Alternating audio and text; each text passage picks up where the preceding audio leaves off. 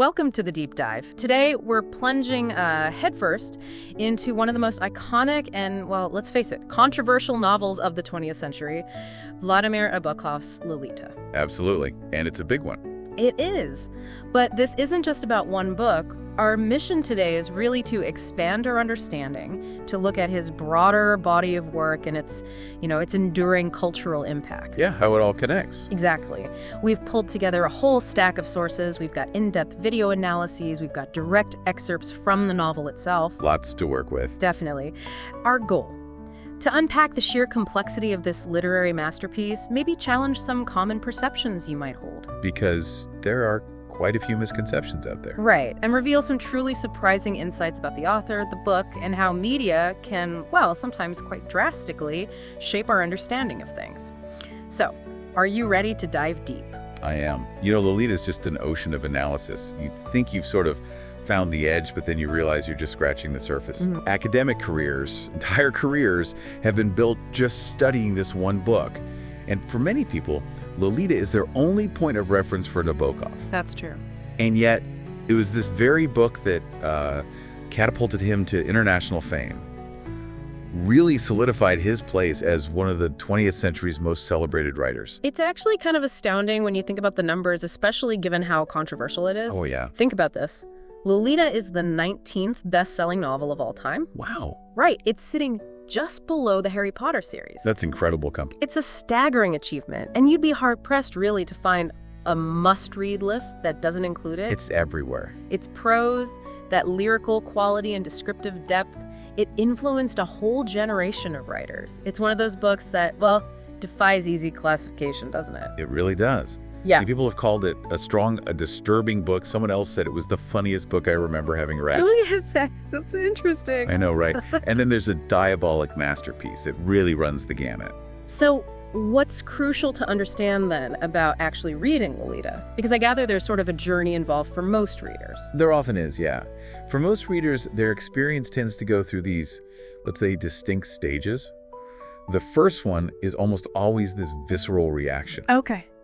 Like an immediate repulsion to the pedophilic content. You're thinking, how could someone write this? Who would write something so disgusting about a 12-year-old girl? That makes total sense, that initial recoil. But then, as you kind of dig in a bit more, where does it go? Well, you might slide into that second stage where you start to realize, okay, Humbert, the narrator, he's the villain here, unequivocally. Right, the unreliable narrator. Exactly. He's disturbed, he's unreliable, and we, the readers, are meant to be repulsed by him. And understanding that allows you to maybe appreciate Nabokov's masterful prose. Even if it's not, like, a pleasant read. Definitely not pleasant, but you can appreciate the craft, the challenging subject matter. It's engaging, even if it's difficult. Okay, so that's stage 2. But you mentioned a third stage. Yes, and this is for those who really go deeper, who read more of Nabokov's work. There's often this third and, frankly, profoundly unsettling stage. Unsettling how? When you encounter his other novels and stories, you're kind of forced to accept a new interpretation of Lolita. It makes it very difficult to see the book in the same way.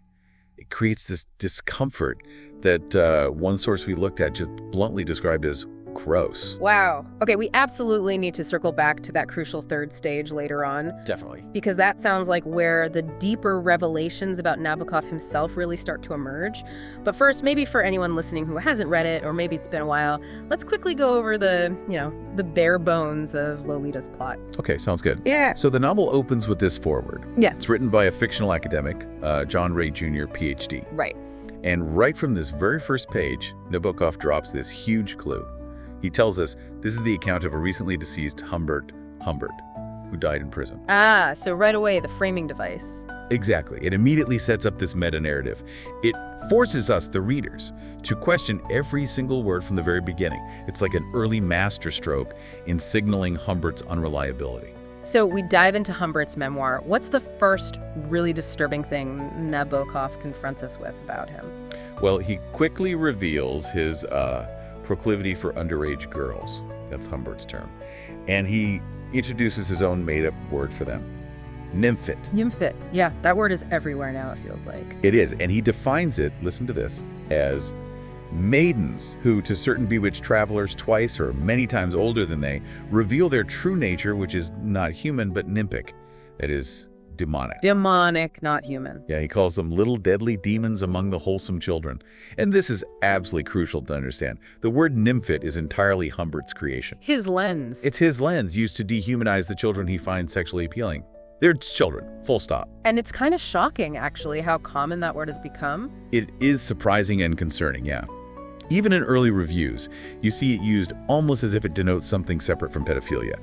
When someone uses nymphit, they're talking about a child, seen through Humbert's warped, predatory perspective. So after this really disturbing introduction, Humbert gets to America. What happens then? He ends up in this small town and meets 12-year-old Dolores Hayes, and he immediately, possessively, renames her Lolita. His Lolita. His Lolita. He becomes obsessed.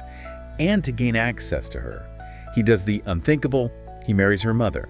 Charlotte. Just to be near the daughter. Just to be near the daughter. Then, in this truly dark twist of fate, Charlotte dies suddenly in a car accident. Which leaves Humbert in charge. He takes custody of Dolores. And then the core, horrific skeleton of the story unfolds. He rapes and coerces her daily for years. He uses threats to keep her silent. It's just brutal. It is. Later, when Dolores is 14, she manages to run away with another older man, a playwright named Claire Quilty. Quilty. Another predator. Seems so. She eventually leaves Quilty, too. Apparently after refusing to act in his pornographic films. Good for her, finding a way out, even into another bad situation initially. Right. Meanwhile, Humbert searches for her for years, just descending deeper into his madness.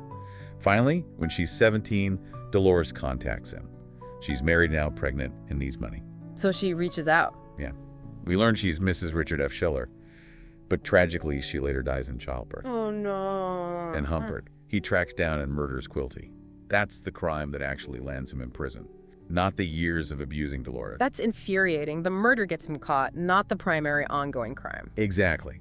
And it's just vital to grasp that every single statement Humbert makes in his memoir is filtered through his aggressive, violent, pedophile lens. It's all justification. It's effectively a self-serving defense crafted for a jury, and he's constantly artfully manipulating the reader along the way. So Nabokov builds this manipulator. How does he show us Humbert's instability? Oh, it's woven throughout. Humbert himself confesses to being shipped from insane asylum to insane asylum. He admits to bouts of insanity. He says it himself. He does. And he talks about regularly tricking psychiatrists into making faulty assessments of his sexuality. So he's not just unstable, he's a habitual, almost pathological liar. Like marrying Charlotte just to get to Dolores. Precisely. Or later, falsely claiming to be Dolores' father to keep her close. But that observation you made earlier is so key here, this difference between narrator Humbert and actor Humbert. Yes, it's crucial. Narrator Humbert is the charming one, the poetic storyteller, meticulously crafting his defense, trying to justify everything. Making it sound almost reasonable in a twisted way. Exactly. But actor Humbert is the abusive man who actually did these horrific things. The beautiful things Humbert says often clash violently with the terrible things he did. So how does narrator Humbert try to pretty this up? Well, he continually attempts to decorate and justify his attraction. He calls himself a nympholept, another term he invented. To avoid sex. Pedophile. Exactly. He frames himself as an artist and a madman, uniquely capable of recognizing this special nymphid species.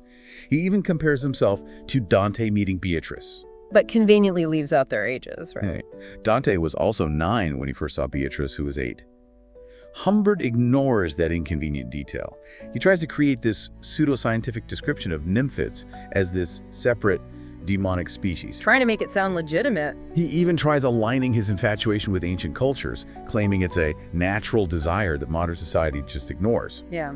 But all of this is just a smokescreen, isn't it? It completely ignores his actual violent actions. Yeah. Kidnapping, molesting. And he throws in that flimsy psychological reason, too, about his childhood girlfriend Annabelle dying. Yeah, the interrupted romance. But we know, because he tells us, that he'd been satisfying his desires by watching nymphids in public parks long before he ever met Dolores. So that excuse doesn't really track. Not at all. And he claims remorse. He insists he's a good man who respects ordinary children, but there's always a catch. What's the catch? The caveat is always something like, if there was the least risk of a row. His concern is purely about getting caught. It's not about the profound harm he's causing. It's all self-preservation. Completely. He even has the audacity to assert he only wanted to give Dolly a good time, but the text itself clearly shows her reality. Whimpering, protesting, crying herself to sleep. The contrast is stark. And maybe the ultimate act of dehumanization, and one of the most chilling parts, is his renaming of Dolores to Lolita. Taking her name away. Yeah. She becomes his own creation with no life of her own, just an object for his desires. He even expresses clear disdain for Dolly as a person, calling her a brat and a disgustingly conventional little girl. So he doesn't even like her as a person. Not really. Her actual thoughts, her voice, they're largely omitted from his narrative. We're left with his physical descriptions and his warped judgments about her. And this is where Nabokov's own artistry becomes, well, kind of dangerous, doesn't it? Because Humbert's writing is so good. It's masterful, and that's the danger. Humbert's prose is so beautiful, so charismatic, that he artfully manipulates us, the reader. How does he do that? He allies himself with us. He calls us the learned reader, the patient and meek, flattering us, contrasting us with the frigid gentlewomen of the jury he imagined. Drawing us onto his side almost. Exactly. And he uses humor and self-deprecation, calling himself Humbert the Terrible or monstrous. It's a trick to subtly gain our sympathy, or at least muddy the waters. Yeah, it makes you feel sometimes uncomfortably complicit, even when you know intellectually that what he's describing is horrific. It really does. So, given all that, how could such a tragic story, where Dolores is clearly coerced, afraid, undeniably lacking agency, how can it be so fundamentally misinterpreted by some people? It seems unbelievable. Her lack of agency is right there in the text. It explicitly states she had absolutely nowhere else to go. Yet, you have early critics, like Dorothy Parker, shockingly calling her a dreadful little creature. Wow, buying right into Humbert's narrative. Completely. Aligning with his warped perspective that she was somehow a seductress or a temptress. And it's tragic, too, that even the book's cover often just erased Dolores from her own story, right? Focusing only on Humbert's vision of her. Absolutely. She eventually manages to build a semblance of a normal life at 17, married and pregnant. But the text makes it clear the indelible marks of abuse will very likely linger for eternity. Her story is one of profound, enduring trauma. So this misinterpretation, it started early, like with the publication itself. Almost immediately, yeah. The publication history was tumultuous, to say the least. Lolita was rejected by 5 major American publishers. They were terrified of the controversy. So where did it first get published? It ended up being published by the French Olympia Press, which was notorious for publishing pornography. Oh, wow. Okay. That probably didn't help its initial reception. Not at all. Yeah. It led to initial negative reviews, with some critics just dismissing it as sheer unrestrained pornography. It was even briefly banned in France and Britain before it finally got its U.S. debut, which was ultimately incredibly successful. And then came the movie, Stanley Kubrick's adaptation. Ah, yes, the film, which Nabokov himself later called a horrific distortion. Did he have any involvement? He did, actually. He wrote a massive 400-page screenplay for Kubrick. But Kubrick apparently departed wildly from it. Why? What changed? Well, censorship laws at the time were strict. So the sexual relationship, the core of the abuse, was largely removed or just vaguely implied. And Dolores' age was raised to 16. That changes everything. It does. And the film took on this bizarre, almost slapstick energy, according to some analyses. It transformed the story into something that felt disturbingly like a charming romantic comedy. That sounds awful. One source called it an insidious and grotesque adaptation given the source material. And the marketing for that film had a huge impact too, right? The poster? Oh, the poster. That's maybe the most striking legacy.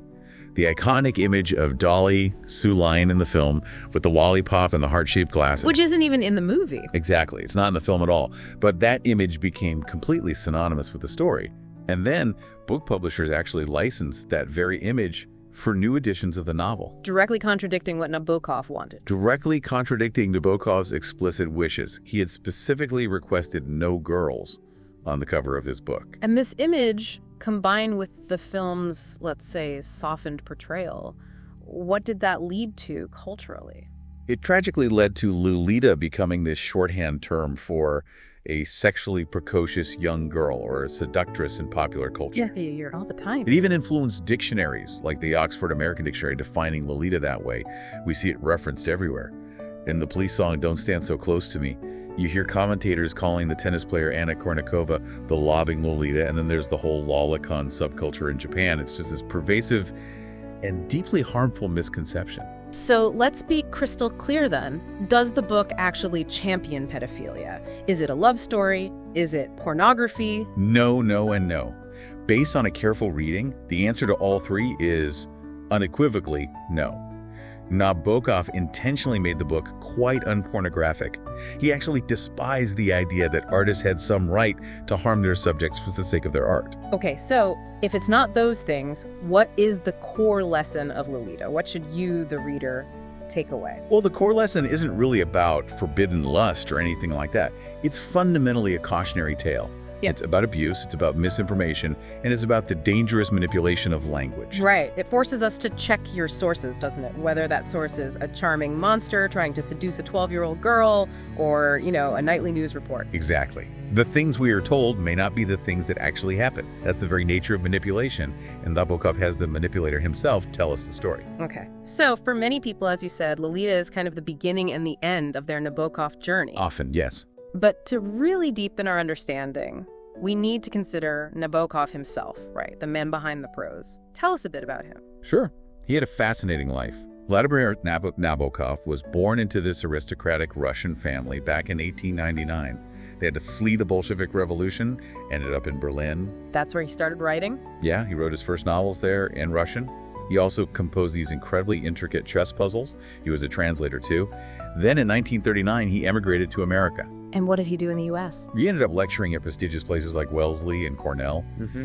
And all the while, he was pursuing his lifelong passion, which was lepidoptery, the study of butterflies. He was a serious scientist in that field. He sounds like a real polymath, a formidable intellect. Oh, absolutely. Almost to an obnoxious degree, as one source put it. His books are just crammed with elaborate puzzles, puns, layers of meaning, deeply self-referential elements. Like what? Well, for example, his last completed novel, Look at the Harlequins, contains this complex, multilingual pun that references the Russian title of his earlier novel, The Gift. It's incredibly intricate stuff. And he controlled his image quite carefully, too, didn't he? Very meticulously. Yeah. He was famously fond of, lying to journalists. He carefully curated his public persona. For instance, he denied having much contact with his Cornell students, yet evidence shows he hosted dinners for them and, significantly, had an affair with one. An affair? Yes, with a student named Catherine Reed Peoples. She was 19 or 20 at the time, and he was 44. Okay. So a complex figure, and he's become incredibly studied since then. Hugely. He's one of the most analyzed writers of the 20th century. There are obsessive scholars. There's a dedicated academic journal called the Nabokovian. People really dig into his work. Which brings us back to that uncomfortable third stage of understanding you mentioned earlier. Right. Because here's where it gets really challenging. When you step back and look at his entire body of work, not just Lolita, what emerges is this profoundly unsettling pattern. A pattern. Yes. The thing is, Lolita was not some isolated exploration of pedophilic themes. The revelation, when you look closely, is that across 11 of Nabokov's 19 major works, that's just over half his total output, there are significant instances of nudity, sexualization, or outright sexual abuse of underage girls. 11 out of 19. 11 out of 19. This deeply challenges the common notion that Lolita was just a unique, one-off venture into dangerous territory for purely artistic reasons. That's a lot. That's really challenging to grapple with. How does this pattern actually manifest across his career? Because I imagine it's not always as overt as Lolita. No, it definitely evolves. It's not always front and center like in Lolita. You can kind of trace this progression. It starts with what you might call faint whispers in his early Russian works, and then it becomes much more explicit in the later English novels. Okay, so take us through some examples. Where does it start? We'll look at Glory from 1932. There are these subtle hints. The protagonist hires a prostitute who might be underage, she's described, with bare childish shoulders.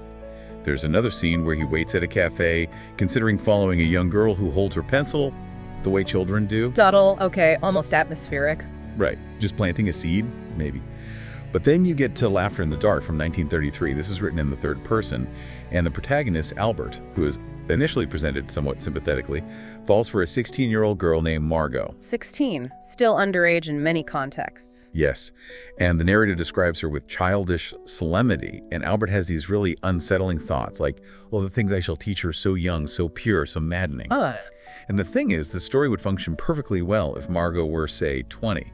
Making her 16 feels like a deliberate choice, a gratuitous one with a specific unsettling implication. So it's becoming more pronounced. Does it intensify further? It does.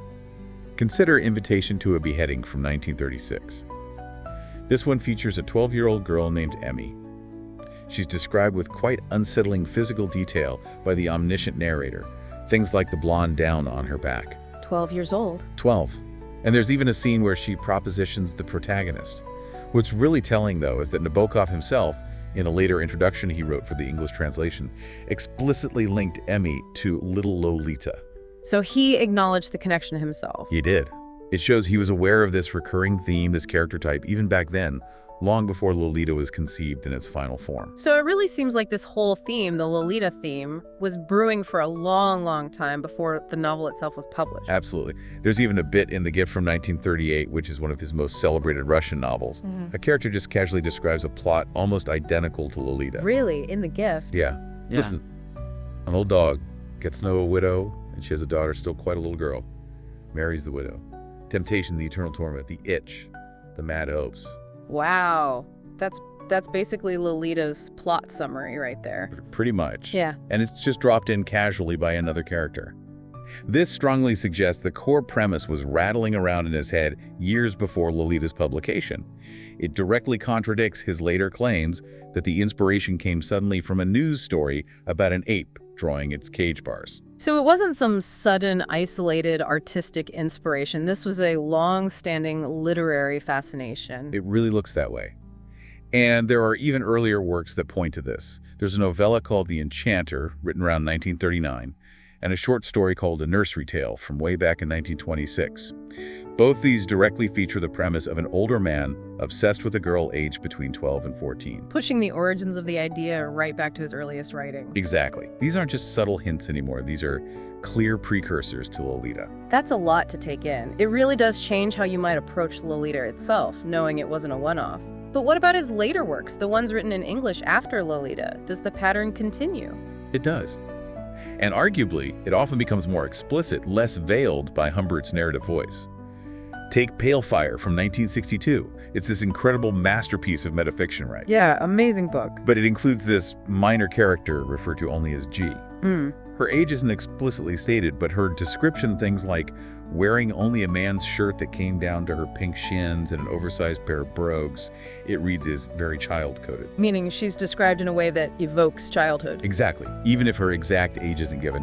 And then explicit sexual descriptions follow that character. Okay. And this leads us to some of his later, perhaps even more unsettling novels. Precisely. You have Ada, or Ardor, a family chronicle from 1969. This is his longest novel set in this bizarre alternate history world called Anti-Terra, and it explicitly depicts incest and pedophilia.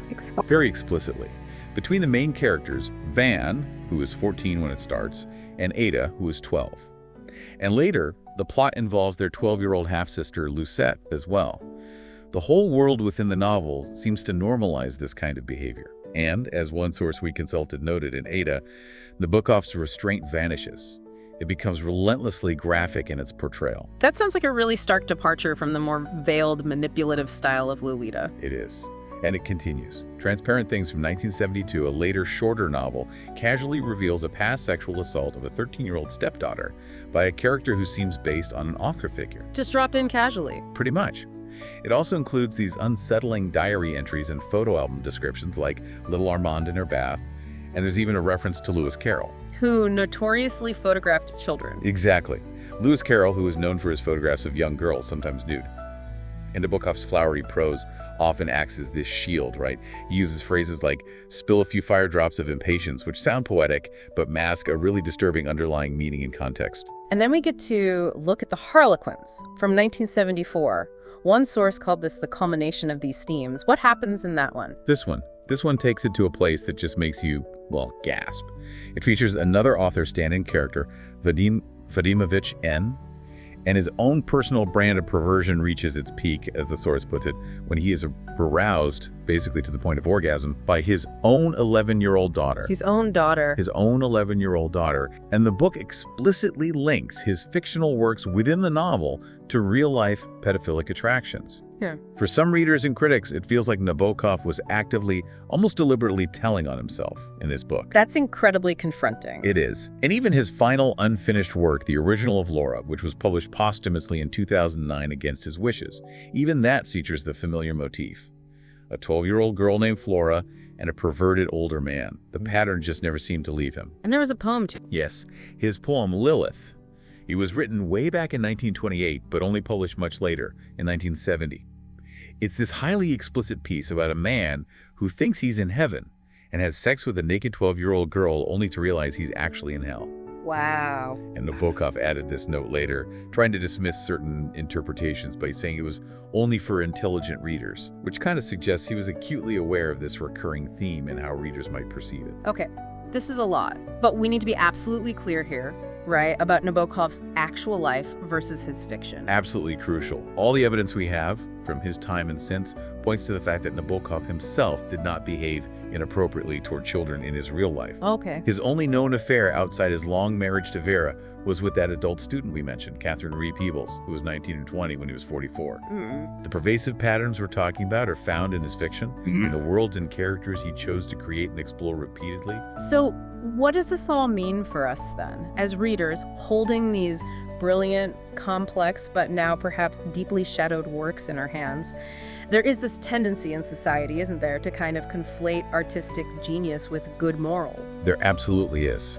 It leads to this reluctance sometimes to critically examine brilliant artists when they explore difficult or, in this case, profoundly unsettling themes. Yeah. We might instinctively assume, well, he was so brilliant, there must have been some purely artistic, profound purpose behind consistently writing about the sexualization of children. We want to give the genius the benefit of the doubt. Exactly. And this is a critical point one source made. Lolita itself being Nabokov's most successful novel, and the first one most people read that unequivocally includes pedophilic content, it actually kind of inoculated readers against seeing the pattern. How so? Inoculated. Well, because a surface-level reading of Lolita is disturbing, right? But a deeper engagement often resolves some of those initial concerns by highlighting Humbert's unreliability and villainy.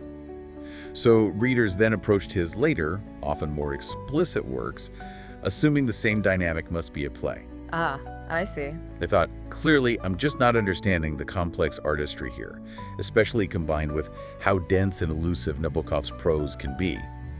It made his actual intentions seem almost beyond discussion. It created this kind of critical blind spot. But the truth, when revealed by this comprehensive look across his whole career... The truth is that, as one source bluntly puts it, for decades when Nabokov sat down at his desk, he chose to write about children in a sexual context. There really is no other way to look at it. So where does that leave us? Does this mean we should stop reading him? No, not at all.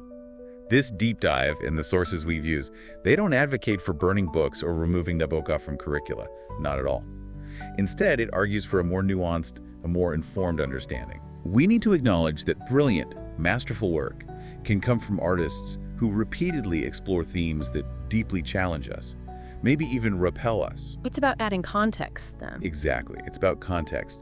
Just like responsible readers are informed about, say, Rudyard Kipling's views on colonialism or H.P. Lovecraft's racism when they engage with their work. Which doesn't mean you can't read them, but you read them differently. Precisely. Readers should also be aware of Nabokov's consistent, decades-long literary engagement with the sexualization of children when they encounter his fiction. This pervasive theme, it isn't just a faint scar on his body of work. It's more like a deep recurring thread, maybe even a wound, that fundamentally impacts how we should read and interpret his writing. It demands our attention, not our dismissal or easy explanations. So what does this all mean for you listening right now? You, the reader, or maybe just the curious mind embarking on a deep dive into classic literature? It really raises an important question, doesn't it? It does. In a world just awash with information and misinformation, how do you balance an appreciation for undeniable artistic genius with a critical understanding of the potentially unsettling ideas or themes an author repeatedly, obsessively perhaps, explores, especially when those themes really challenge your own moral compass? That's the lingering question. Maybe the true masterpiece isn't just the work itself, beautiful and complex as it is, but how deeply you're willing to question and perhaps understand the mind behind it all.